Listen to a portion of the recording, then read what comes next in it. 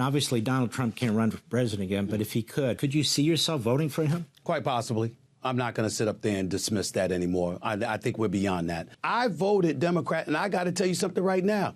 I don't like the fact that I did. I don't like what I'm seeing. I don't want to hear about, oh, we're about law. We're about a law. Nobody's above the law. Nobody's above the law. But then you go out and you pardon your son and you try to blame everybody else for it. I don't want to hear about defund the police. I don't want to hear about, what there should be open borders. I don't want to hear this stuff. Well, it's about time. I am glad to see that Stephen A. Smith is finally turning his back on the dark side. Glad to see that Stephen A. Smith has finally woken up, no pun intended, and realized that deacons at Woke United Methodist are full of shit. You gotta remember, 3 or 4 years ago, Stevie, he was one of the leading voices in the fight against mythical racism. Do you guys remember on the main channel when I used to call Stephen A. Smith the world's highest paid parrot? Stevie was the best teleprompter reader in the business. ESPN would hand him a script filled with all these myths and fairy tales, and Stephen A. Smith, he would recite them with conviction. He could make the blind see mythical racism. Now, of course, those of us with our eyes open, we didn't fall for it. But in the land of the blind, Stephen A. was the man with one eye. And in the land of the blind, the man with one eye is king. Question is, why are we seeing this sudden shift with Stephen A. Smith? Why are we suddenly seeing Stevie on Fox News admitting that he is open to voting for Republicans?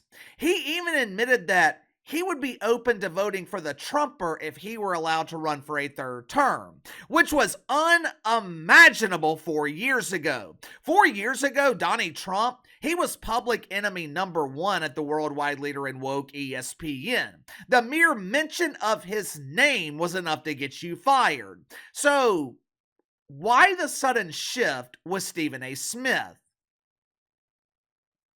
Make sure to like and subscribe. You can follow me on Twitter at KC_BTL84. If you happen to stumble upon this video, be sure to check out my main channel, Behind the Line. Link to the main channel's in the description below.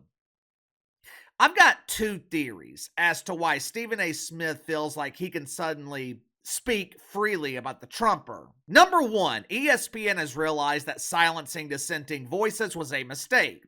ESPN realized that having a network 100% infected with the woke fungus is bad for business. Now, I've got my doubts with that theory. I know ESPN has distanced themselves from shit fuckery, but I think that has more to do with ESPN wanting to distance themselves from anything political, which is fine. That's a smart move. Theory number two. Stephen A. Smith no longer gives a shit what ESPN thinks, and he's going to do or say whatever the hell he wants. As you guys know, ESPN and Stevie, they're in the midst of negotiating a contract extension. Like I told you guys before, this deal doesn't really make sense to me for either side. Stevie is demanding $20 million a year from ESPN, and while I don't mind seeing Stephen A. get his money, matter of fact, I support it. If he can get $20 million a year from ESPN, go for it. Good for Stephen A. Smith. I just don't think it makes sense for ESPN because I don't think they need him. They damn sure don't need him as bad as they did 3 or 4 years ago. Shannon Sharp can carry First Take at a significantly cheaper price. Pat McAfee, he can replace Stephen A. as the face of the network. Stevie doesn't have the same leverage that he would have had 3 or 4 years ago if his contract was up for renewal. And at the same time, I don't think Stephen A. needs ESPN either. Outside of the money, I don't think this deal makes sense for Stephen A. Smith. He has stated countless times that he wants to venture outside of sports, wants to host a late-night television show, wants to make more appearances in cable news.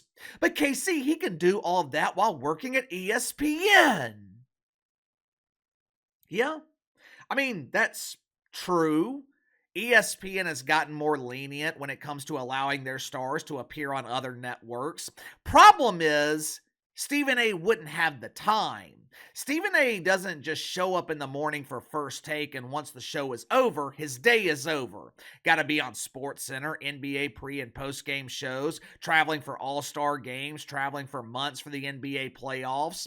Why do you think he only does 3 shows a week here on YouTube? He doesn't have the time. I think Stephen A is a big enough star. I think he has built up enough of a platform that he can remain in the mainstream on his own. This is not Sam Ponder, Sage Steele. This isn't Kenny Mayne or Mike Golick, people who left ESPN and pretty much disappeared from the mainstream. Stephen A doesn't need ESPN's platform to remain a star. And I think he knows it, which is why he is suddenly comfortable admitting that he regrets voting for cackling Cam Harris and he is supporting Donnie Trump. That's just my theory. I could be wrong. You tell me. Why is Stephen A. Smith admitting that he regrets voting for Cam Harris? Sound off in the comments below. I'll see you guys on the main channel.